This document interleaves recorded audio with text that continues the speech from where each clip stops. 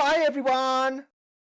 Hello, and welcome back to the Well-Fed Freelancer podcast. My name is Benham, and we are with grammar Nazi Jonathan, also known as the EBG, the Evil Genius, the Evil Dickhead, between me and him privately. And today we're going to be talking about forgotten marketing tactics because John's almost 70. He's an older gent, and he was saying, back in my day, to me not long ago. And he was telling me about all these weird marketing things they used to do, how they form the foundations of what we currently do today in our own business.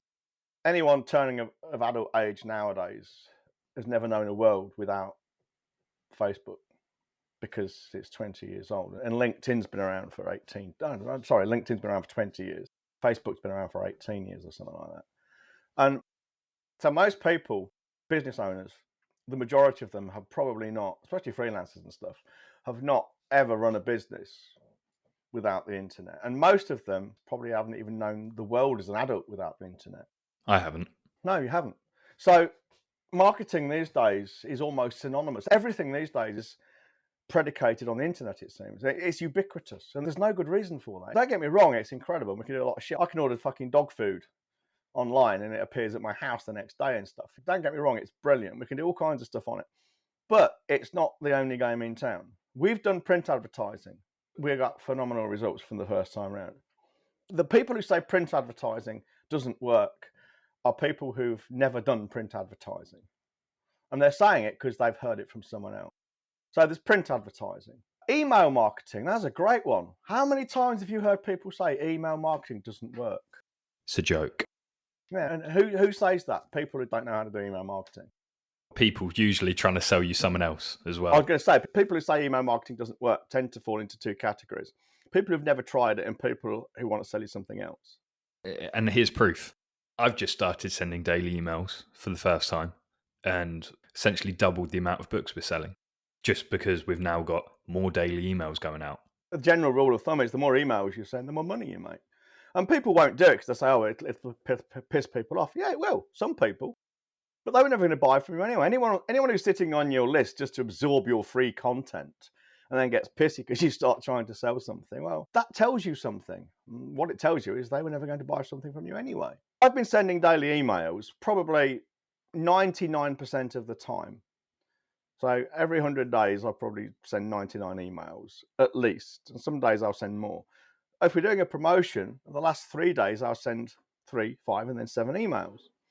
Now, I've been doing that for at least 15 years, certainly before I came to Ireland, so probably 16 to 17 years. It makes sense because what people seem to forget is if you're on LinkedIn or any social media platform, you are beholden to the people who own that platform. If you don't own your list in some way, shape, or form, whether it's an email list or a snail mail list or a list of phone numbers, I suppose, your data belongs to someone else. And you can, and it does happen, lose it. You just lose it.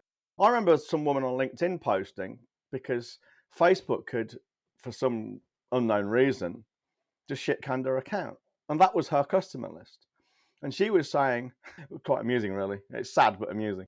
She was saying, they're taking the food out of my children's mouths. They can't do this. Well, clearly they can, and they just have done. Even if you're using their paid services, which you've got a better chance of survival because you've got a relationship with them, a service level agreement, you can still lose that too. Connor would know this better than I do. How many people do you know who've had their Facebook paid ad accounts shit canned just because? I've personally managed millions of pounds of Facebook ad spend. I haven't got enough fingers to count the amount of ad accounts I've had shut down.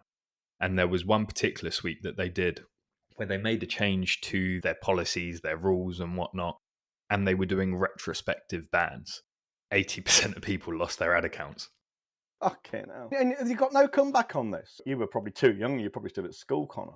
Do you remember the Panda and I think it was the Farmer updates to Google when they really knuckled down into their SEO? It's about 10 years ago, about probably 9 years ago now. A lot of people, I mean, I had that fetish, I've still got it, that fetish blog. We lost 70% of our traffic overnight. Didn't matter because we had an email list. But one guy, he had a holiday kind of website up in Scotland. And that was his business, driven by SEO. He actually tried to sue Google.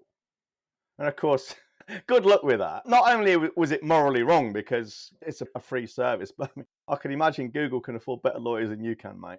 And he spent all his time pissing and moaning, whining and gnashing his teeth about what Google had done to his business, instead of doing what he should have been doing and building a list that he owned and controlled. Never say never, I suppose, but the chances of you never being allowed to send a paper letter to your clients and prospects and even telephone them if you've got legitimate interest is almost zero. GDPR, as far as mail goes, as in paper mail, is virtually non-existent. And they did that for a reason, because they realised if they stop you doing that, then commerce will grind to a halt. And to say direct mail doesn't work, as some people do, is just the height of bollocks. Even Google uses direct fucking mail. That should tell you something. So we spoke about email lists, why it's important to have your own list, email it daily, increases your sales. Let's talk about direct mail. Because all of these things I just want to clarify as well. These are just mediums to carry your marketing message. If your marketing message is shit, none of these mediums will work. And this is why you default to social media, because you can tell yourself, oh, I'm building it up over time and I'm going to get a certain amount of engagement and then eventually I'll be able to sell. And I know this because I read that Jab, Jab, Right Hook book by Gary Vaynerchuk. That's a really good social plan, just to give 80% of the time. And then one day I'll make a sale. No, you're messaging shit. Sorry, you're messaging shit. And if you've tried email and it don't work, you've tried direct mail, it don't work, you've tried fax and it didn't work, your message is shit. Anyway, direct mail. These people who say you need to build a relationship with someone before you try to sell to them, that's bullshit. Imagine, right? Imagine you're a dentist and you get someone ringing you up with a fucking broken tooth and they need the dentist right now. You don't need to have a relationship with them. You just need to be able to fix their fucking toothache. Everyone's got challenges and problems they want solving. If you can speak to someone about their problem and the challenge, something that keeps them awake at night, staring at the ceiling, or is a genuine concern for them, if you can show them you know how to fix it, you don't need a relationship. That's bullshit. And it's an excuse they use because it's hard work. Finding out this stuff and working on your messages is hard work.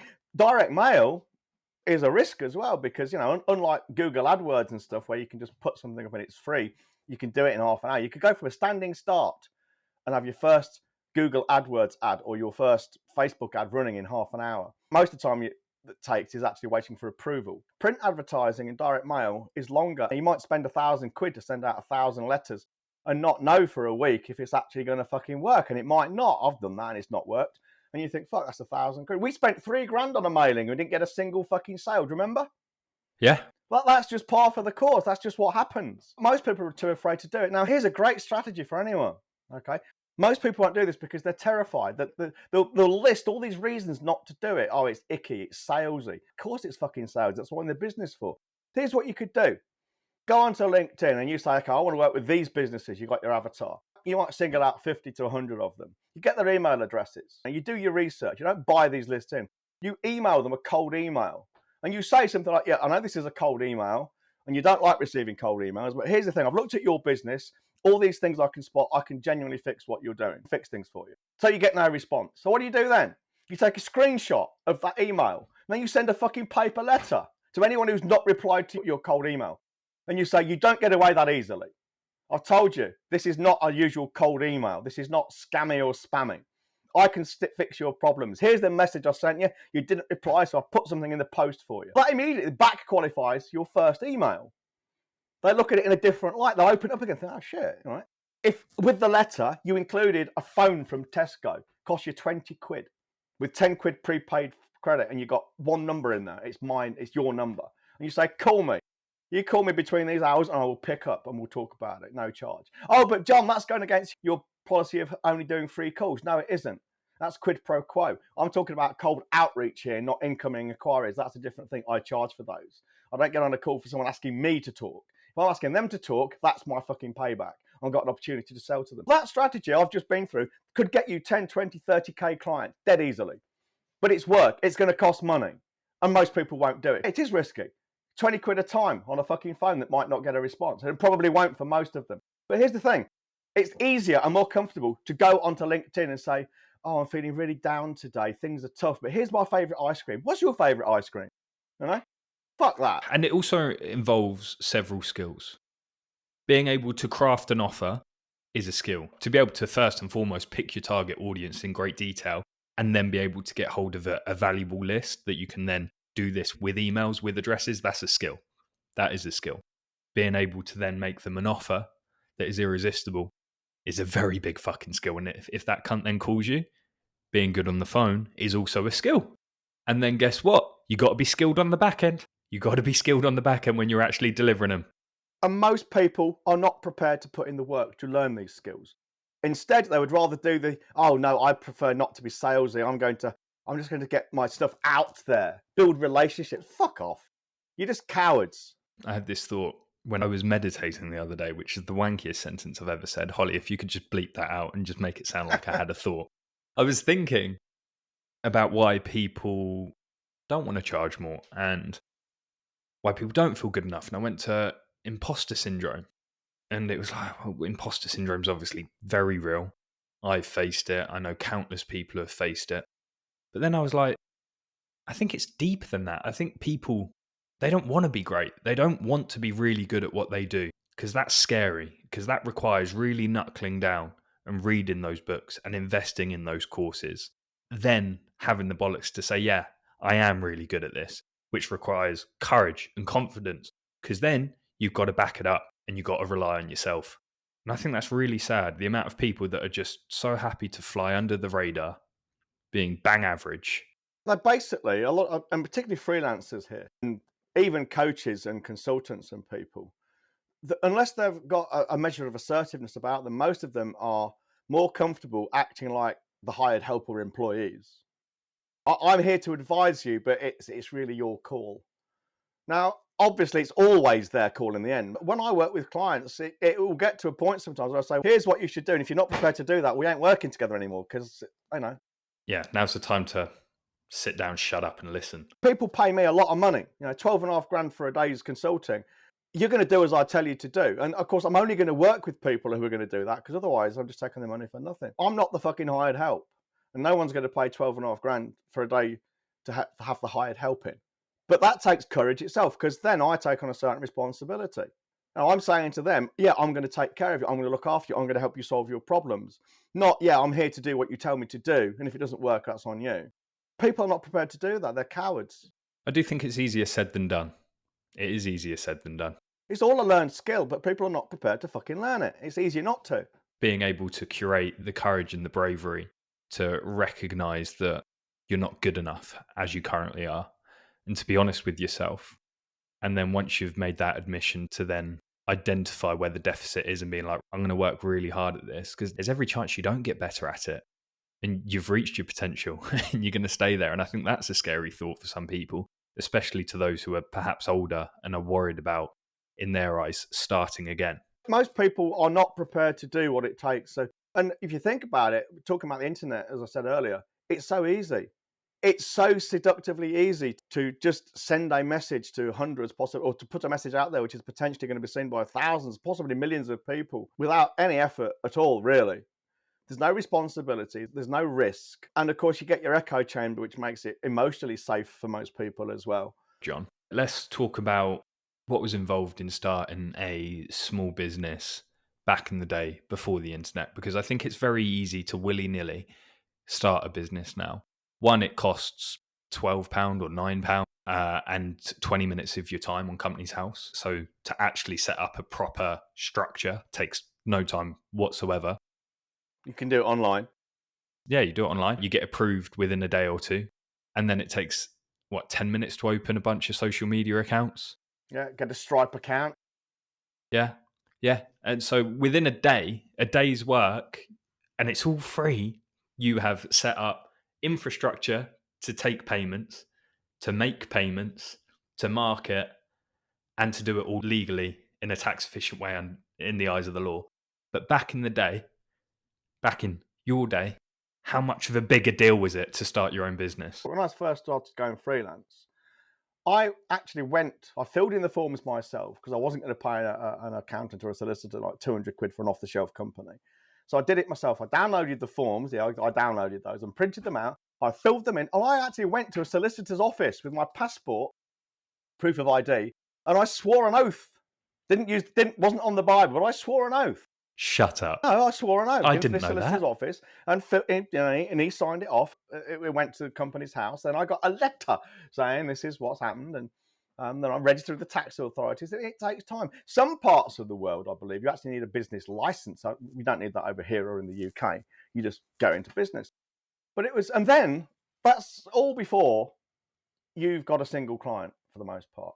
How do you get clients when you've not got the internet? I too have never run a business without the internet. I'll be quite upfront about this. But when I was doing it, I had a state-of-the-art 500 kilobit, half a meg bandwidth, and it was a dial-up modem. The way I got clients at the beginning was, guess what I did? I sent letters, paper ones. And I even went to BNI, networking. My dad has obviously run businesses, and so have all of his pals, and he's got pals older than him. And I speak to them and I've asked them, well, so how'd you get started? And they say a similar story. And then, son, I just went knocking doors. I went to my friends and families first to practice. And then I went to all their neighbours. And then when I got enough money, I printed out some leaflets, put them for a bunch of doors. And then I went knocking on them same doors the next day. And I was like, really? And then they said, yeah, and it worked. And I got some more money. So then I put an ad in the paper and people started coming to me. But I still knocked on those doors. But this time I got some boys to help me. And it's just like, oh, fuck me. We're so spoiled.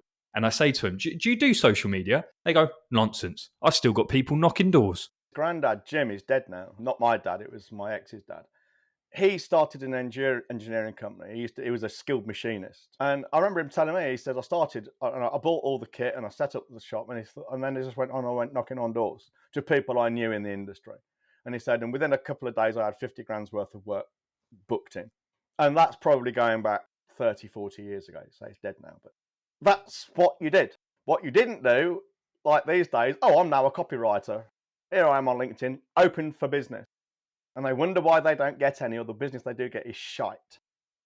I'm not saying it shouldn't be easy to open a business, because it should be. It should be as easy to open a business as it is to get a job, because that's what you're doing effectively. Everyone should be able to make their own living if they want to. I ain't got a problem with that. If you are opening your own business, it is incumbent on you to learn and to know how to run it as a business. It is not the same as getting a job. It's as easy as getting a job. Actually, it's easier than getting a job, because you don't have to persuade anyone anything. You do to sell, but to set up your business, you can just say, hey, I'm in business now.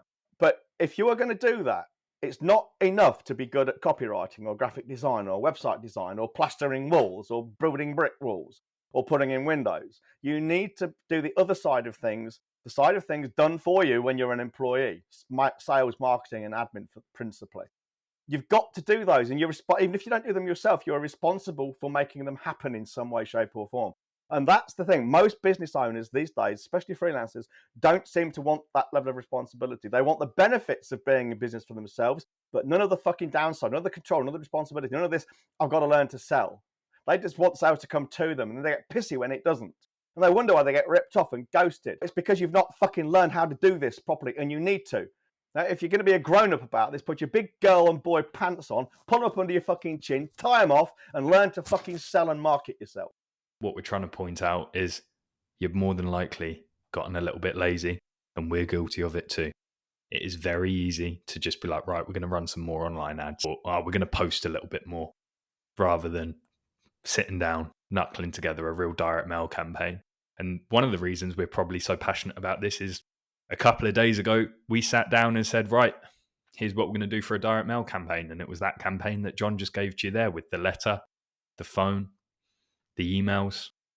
That will land us 5-figure clients for a day or two's work. To be clear about this, we're not talking about doing that for selling books or 150 quid products. We're talking about consulting clients where we're going to be charging 20, 30 grand for a few days consulting or training, big ticket clients.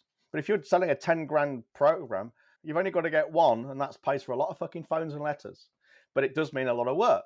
But, and I say, most people are just not prepared to do it. We've unfortunately run out of time. We haven't been able to speak in detail about fax. I want to hear about the older, the fax wars back in the day, and the changes that essentially ruined several businesses overnight. Some of the stories you've told me about that are marvellous. Yeah, we'll do that another day, but there's not a lot to say, really.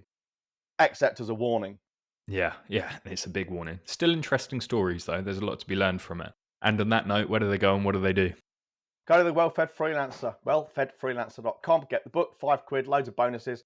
double your money back and a free pizza if it's no good. Okay, that's the place to start in our world. I guarantee if you do that, if you like the book, you're going to love everything else because it just builds up from there. And the book itself will change your life and business if you do the fucking work. Yeah. Don't believe us. Go to the page, read the reviews. Yeah, just do that.